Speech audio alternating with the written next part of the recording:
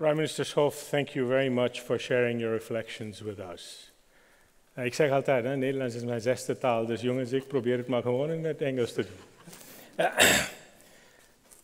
But you know, today is not about us as institutions individually. It's not about me. It's about them, about the future. But actually, what it's really about is not even about you, although the protests might seem to make us think differently, Prime Minister. It's actually about ons Enschede. Today is about the city of Enschede. Enschede. It's about our home as institutions, and the home for the coming years for all of those new kids who are starting their academic journeys here at Saxion and at the University of Twente. And we celebrate this year a remarkable, joyful milestone. We've already heard about it, 700 years old. I happen to live in Amsterdam, which is just a little bit older, 750 years, and they had a big party. So where's our big party, Burgemeester? And although we as institutions have only been around for a very little part of Enskede's journey, we are delighted, and I speak for Inge as well, to be here celebrating together this opening of the academic year and the opening of the Hogeschool jaar in honor of our hometown. We are stronger together.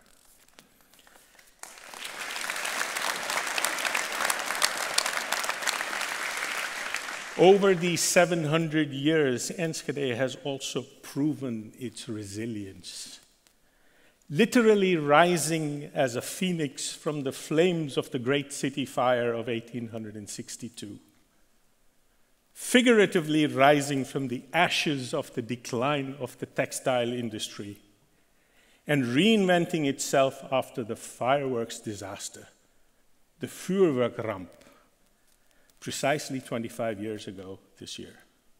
And our mayor, Roelof Bleker, worked almost a decade to rebuild Roombeek and has experienced that resilience firsthand. The birth and development of this university, of our university, came in a period when the city and the region were seeking a new economic pillar. And it's telling that the economic pillar is based on knowledge. The knowledge institutions and their people, and I embrace here the entire chain of university, Saxion Hogeschool, the ROC van Twente, and the young people we educate. That's them, people. And the young people we educate, they leave their mark. They're the ones who leave their mark on the Enschede and the region Twente of today. And I am delighted that we have 8 of our mayors from the region here today. Well, I actually only count 7. Where's the 8th? Oh, well. And they leave visible marks and sometimes less so. But we unequivocally contribute to the well-being and prosperity of this city, of this region, of this country, and beyond. Prime Minister, you expect this from me. That contribution is under pressure. The government cutbacks are affecting us. Prime Minister, the cuts introduced by our government are having a major impact on our organization and require us to make tough choices to continue to make our contributions to society. And as educational institutions, we are now also being asked to dig deep into resources, wellsprings of strength, to demonstrate the resilience that has shaped Enschede's DNA over the centuries. And while we are strengthened by the knowledge that we have demonstrated resilience in the past, there is something else. And as the theme of this opening suggests, stronger together, we can't just do it on our own. we also need recognition from the national government. Sometimes it feels as if the distance from The Hague to Enschede is twice as long as the reverse. And the people in the region do not always feel the support that they need and are seeking. And that is why your presence, Prime Minister, today is important. It's important to continue connecting with each other, to share our perspectives and listen to each other in order to gain a deeper understanding. I already said this is our future. This is the future of our country. And what we teach them is that we have arguments with each other based on facts and with the sharpness of that sort of logic, but we do it with respect.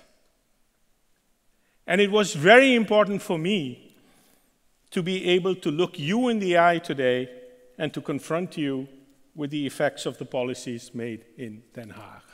And I do it with respect, sir.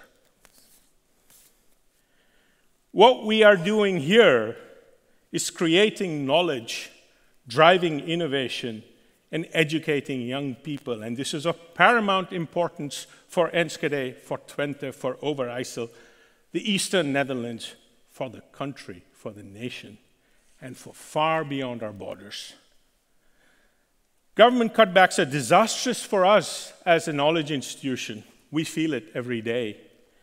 But equally so for this region, for this ecosystem that you so rightly addressed, and ultimately for its resilience, for that veerkracht that we've been talking about. Knowledge is our most important natural resource. However, unlike other resources, it is one in which you must continually invest to ensure lasting benefit. In times of abundance, that choice may be easy to make. But also in times of scarcity, we must dare to do so. For our futures and for future generations. It reminds me of the quotation often attributed to Derek Bock, the legendary president of Harvard University. And if you think education is expensive, try ignorance.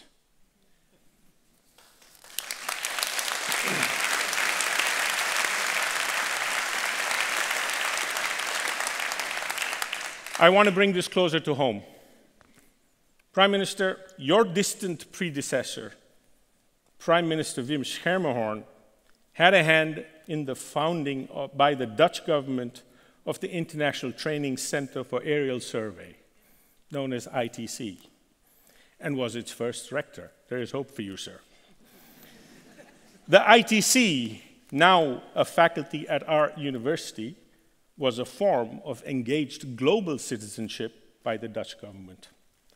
In its 75-year history, ITC has built a global reputation working in capacity development and cooperation all over the world. The recent cuts in ODA, or Official Development Assistance funding by the Ministry of Foreign Affairs, which primarily funds ITC, directly affects us and will force a reorganization in this faculty. This is a direct consequence, but one that has much broader consequences and much broader implications. You know, we have spent decades in building deep relationships and collaborations in places that we look to as a nation for economic cooperation and access to critical raw materials. Building these long-cherished relationships took years. Breaking them down can happen in the blink of an eye. In een vloek en een zucht is het zo afgebroken. Ik weet niet hoe je dat in het Twents zegt. Dat zeggen we meestal niet, maar dit begrip die onmeunig goed. Ja. This summer I visited my family in India, and I was often asked, what is happening in the Netherlands? The Netherlands' changing course has not gone unnoticed internationally. Our position as an engaged global citizen and as a champion of peace and justice has taken a severe blow. And there I noticed the significant impact of the choices we make here in the Netherlands. It showed me that what is decided in The Hague is felt far beyond our borders. For Enschede, Twente, and the whole of the Netherlands, knowledge is our most important, if not the only, natural resource. It will only flourish if we continue to invest in it together. And that is why the region and the national government must continue to find common ground through dialogue and to create trust. Because only by nurturing that connection locally, nationally, and internationally can we continue to fulfill our role as a university or as a knowledge institution, as a Hogeschool, and build our future together and be stronger together. And that is why I thank you for taking up the invitation and coming and speaking to us. Although you knew you would be getting, as the Dutch so beautifully say, an oorwassing van. I don't know what the English translation to that is, but that's what we say. Thank you, sir, and thank you.